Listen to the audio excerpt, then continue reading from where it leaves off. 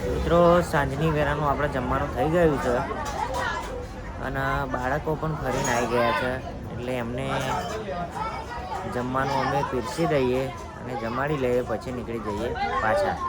બાળકો ફરીને થાકી ગયા છે, પણ એમને બહુ મજા આવી ગઈ. લેઝર શો જોયો, બધું બહુ જોયું એમને. જોઈ લો તમે.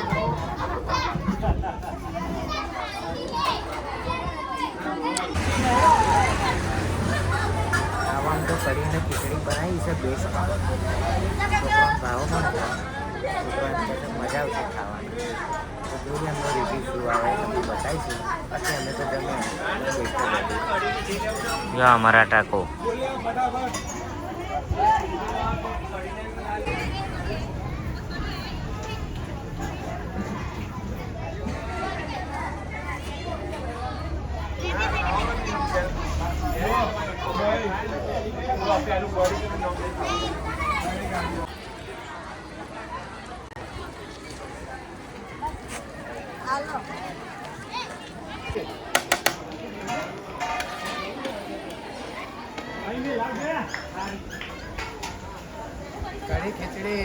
કઢી ખીચડી,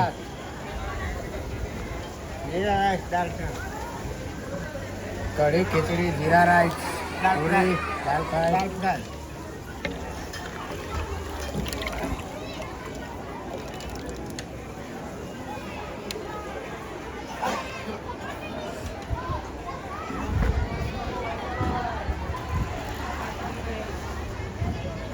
સાહેબ ખુરશી લાવું?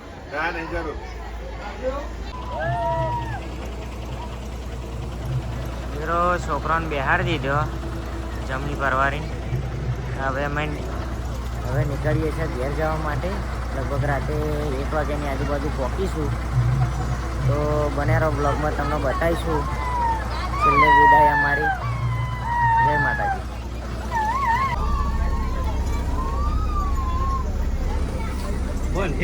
આપણે લઈ લો હેડો પેલું પાછા મેળવાનું ગાડલામ.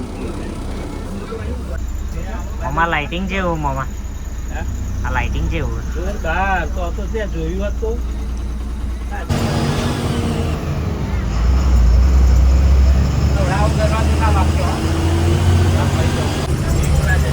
મિત્રો અમે નીકળી ગયા છે પાછા.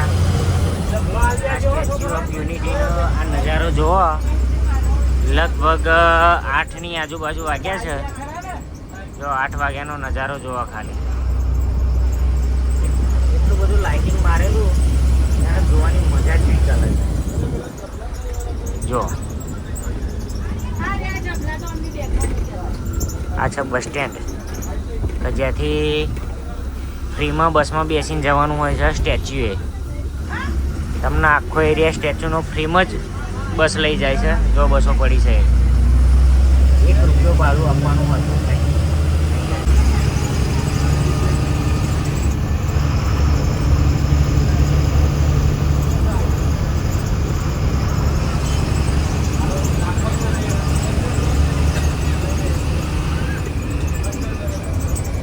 અમે તો વિદેશમાં ફરતા હોય એવું લાગે.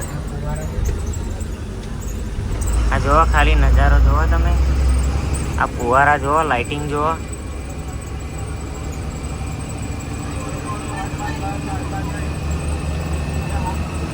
મોમાં જેવું હે લાઇટિંગ ફુવારા.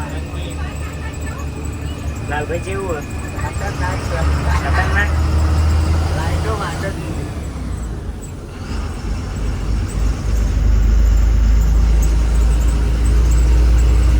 છોકરાને મજા આવે એવું છે બધું જોવા લાયક.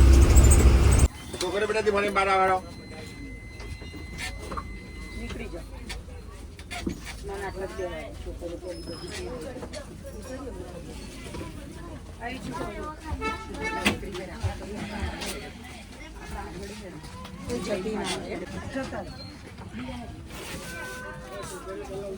ચલો અંજુલ લેવા આવી કોઈ.